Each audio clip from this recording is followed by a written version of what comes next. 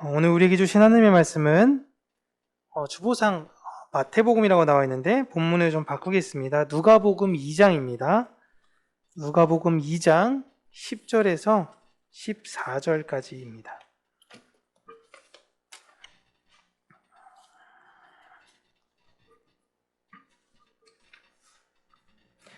제가 가지고 있는 성경은 신약성경 89페이지예요.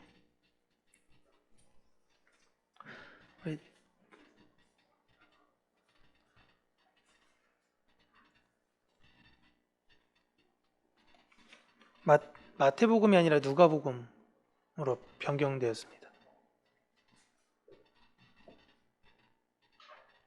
다 찾으셨나요? 우리 아직 아이들이 누가복음 2장 10절에서 14절입니다.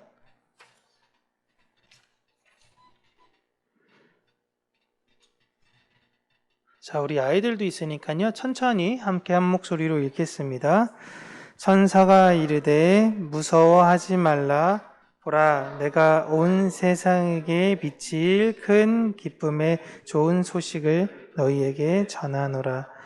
오늘 다윗의 동네에 너희를 위하여 구주가 나셨으니 곧 그리스도 주시니라.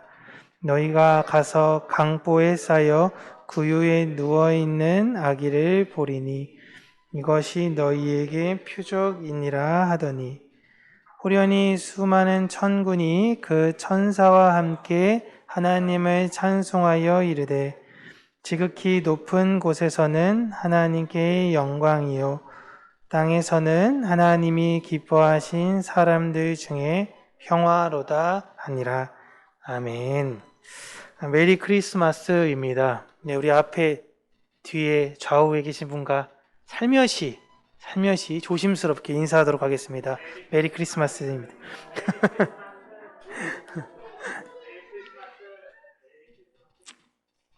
너무 관용구가 되어진 것 같아서요. 메리 크리스마스 앤 해피 뉴 이어 해가지고 그냥 교회 다니지 않는 사람들도 성탄을 함께 축하하지 않습니까? 어제도 그렇고 오늘도 그렇고요. 크리스마스는 예수님께서 이 땅에 오심을 기념하는 날입니다. 실제 예수님께서는 이 날짜에 태어나신 것이 아니죠. 다 아시죠? 네. 많은 이단들이 성경에도 없는 왜 크리스마스를 교회를 기념하냐라는데 정확히 우리가 당시 예수님이 어디서 태어난지 모르기 때문에 한 특정된 날짜를 기념해서 예수님의 탄생을, 예수님께서 이 땅에 오심을 우리가 함께 기념하는 것입니다. 그런데 이 세상은 크리스마스에는 관심이 정말 많은데 예수님에게는 관심이 전혀 없습니다. 또한 이 크리스마스라는 것을 세상과 달리 우리가 기념할 때는요, 우리가 예수님을 처음 만난, 우리의 거듭난 되새기는 날이 되기도 합니다. 우리의 거듭남을 되새기는 날이 바로 크리스마스예요. 그렇게 성도는 예수님을 만나기 이전과 이후의 삶이 사실 뚜렷하게 다릅니다. 지향성이 완전히 달라져요. 그렇게 관심이 어떻게 이동되었는가를 우리는 크리스마스라는 절기 때마다 되새기시면 참 좋을 것 같습니다. 하나님, 내가 주의 뜻대로 잘 가고 있나요? 라는 것을 우리가 크리스마스 때마다 잘 기념해야 돼요. 그런 거 기념되지 않으니까 칸타타, 어떤 드라마 이런 것들만 많이 기억나지 않습니까? 앞에서 막 성극하고 막 아기 예수님이 구유에 탄생하셨어요. 그런 것만 기억에 남는 거예요. 그것보다 나를 위해 이 땅에 오신 그 예수님, 내가 예수님을 만난 그 처음 그날을 다시금 우리가 크리스마스 때마다 좀 환기하셨으면 좋겠습니다.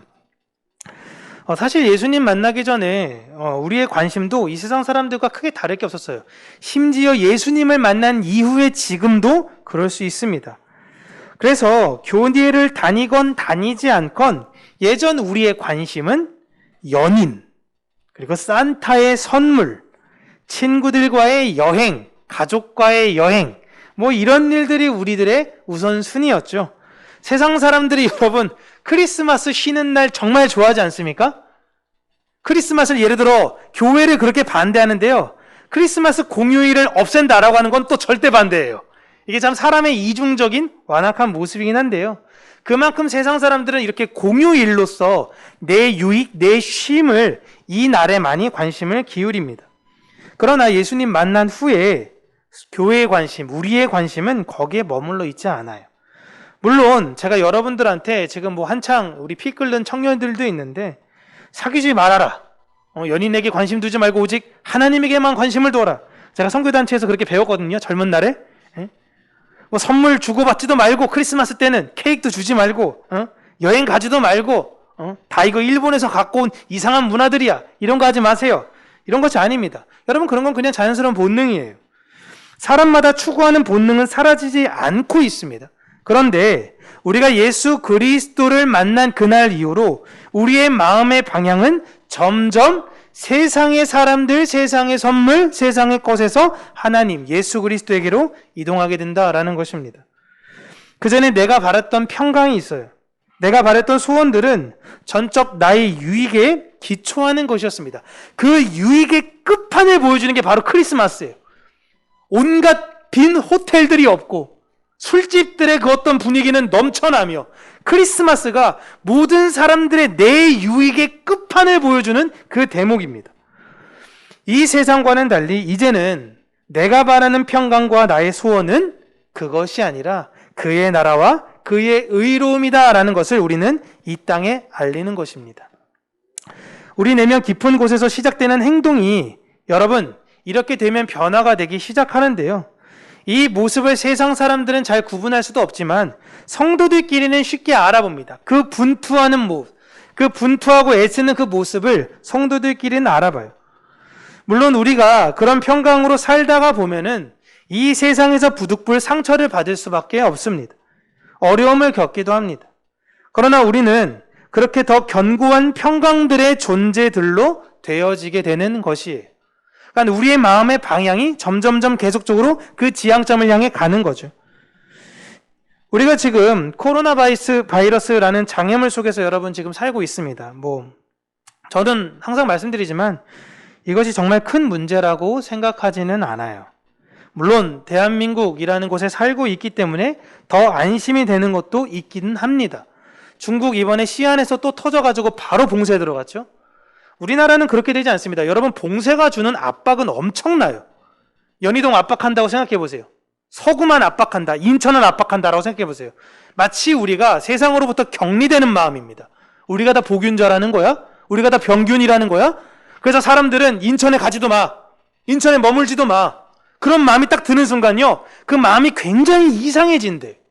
선교사님들이 곳곳에서 들려온 이야기 들었을 때 그 마음의 허탈감과 그 마음의 여러 가지 공허함, 불안함, 이것이 이루 말할 수가 없대요. 근데 우리는 그러지는 않잖아요. 물론 이런 대한민국에 살고 있기 때문에 우리가 더 안심되는 것은 우리가 모르게 이미 갖고 있는 것도 있습니다. 그렇다고 제가 코로나를 무시하는 것이 아니에요. 코로나 치명률도 낮아서 무시하는 것이 아닙니다. 전 백신을 2번 다 맞았기 때문에 좀 기다렸다 이제 3차도 맞아야 되는데 그것 때문에 제가 안심하고 있는 것이 아니에요. 이 세상의 어떤 존재도 그 어떤 환경이라 하더라도 하나님께서 예수 그리스도 안에 있는 교회에게 주신 평강을 뺏을 수 있는 존재는 없기 때문에 그렇습니다. 흔들리지가 않아요. 우리는 이 세상에 그 평강을 전하는 사람들입니다. 내가 잘 나갈 때 그 잘 나감을 전하는 것이 아니라 내가 어렵고 힘든 상황에서도 하나님을 노래할 수 있는 사람들이에요. 이런 평강을 전해주러 예수님께서 이 땅에 오신 것입니다. 이 세상 모든 사람들이 그 평강을 찾아서 헤매거든요. 진짜 평강을 가지고 싶어요. 마음의 평안을 누리고 싶어요. 그런데 그걸 누릴 수 있는 사람이 없는 거예요. 우리가 어떻게 해야지 그 평강을 누리죠? 어떻게 해야 그 평안을 누리죠? 그 평강을 주러 예수님께서 오신 것이고, 그리고 그 평강을 받은 자들은 그 평강으로 살아가고 있는 것입니다. 평강이라는 단어라는 것을 딱 들었을 때 그 단어 안에 숨겨진 내 기대와 내 소망이 있는 것이 아닌가 여러분 한번 살펴보세요. 내가 바라는 평강, 내가 바라는 평화. 하나님께서 예수님에게 주신 평강이라는 것은 여러분 만사형통이 아니었습니다. 결혼도 못했어요. 지금으로 따졌을 땐 굉장히 젊은 나이에 요절한 거죠. 예수님은. 그것도 굉장히 끔찍한 방법으로.